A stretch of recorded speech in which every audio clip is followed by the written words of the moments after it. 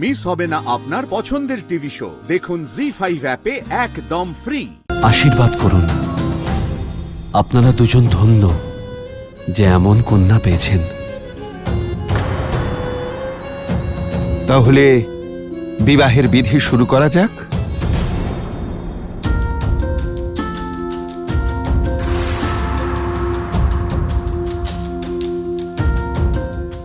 মা, বড়মাল্য পরাও।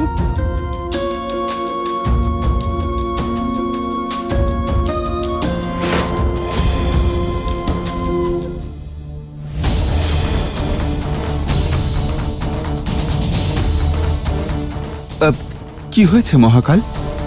আপনি পিছিয়ে যাচ্ছেন কেন? আমার কন্যা কি কোনো ভুল করেছে? নাকি ও আপনার যোগ্য নয়? না না, বিষয়টা তা নয়। আপনার কন্যার মতো কন্যা তো সমগ্র সংসারে নেই।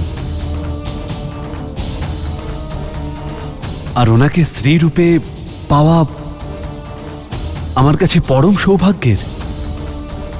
তাহলে পিছিয়ে যাবার কারণ? আসলে আমি একটি স্বপ্ন দেখেছি যে যখন আমি ওনাকে এই মালা পরাচ্ছিলাম তখন উনি পুড়ে ভস্ম হয়ে গেলেন। তাই ভয় পাচ্ছি। এই স্বপ্নের কারণ আপনার মনের চঞ্চলতা, আর কিছু নয়। আপনি এই স্বপ্ন এই জন্যই দেখেছেন কারণ আপনার মনে হচ্ছে যে আমি আপনার তাপ সহ্য করতে পারবো না, আর বিবাহের পরে আমরা এক হতেই আমার মৃত্যু হবে।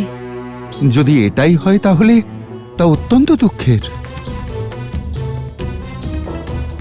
হ্যাঁ, সুখের সূচনা হওয়ার আগেই যদি জীবনে অবসাদ নেমে আসে তাহলে তো বাকি জীবন নরক যন্ত্রণা ভোগ করে যেতে হবে। এর থেকে মুক্তির কোনো উপায় তো থাকবে। উপায় আছে মা। এই সংকট থেকে মুক্তি পাওয়ার একটাই উপায় আছে,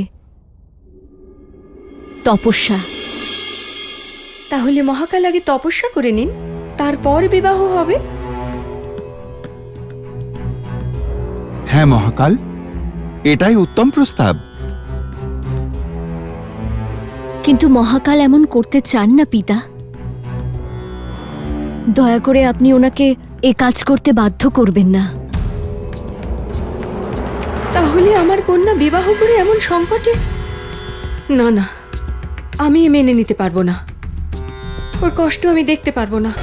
কিন্তু আমি স্বীকার করেছি মা, এ তো আমার বিবাহ। আমি তাই করব যা উনি বলবেন। তার জন্য আমাকে নিজের জীবন বিসর্জন দিতে হলেও। না মায়া, না। আপনার জীবন আমার কাছে অমূল্য, আর আপনার ভালোর জন্য আমি সবকিছু করতে রাজি। আপনি শুধু বলুন আমায় কি করতে হবে। সত্যি আমি যা বলবো তা আপনি করবেন? হ্যাঁ, করব আমি। জি5 ডাউনলোড করুন আর সব এপিসোড দেখুন একদম ফ্রি।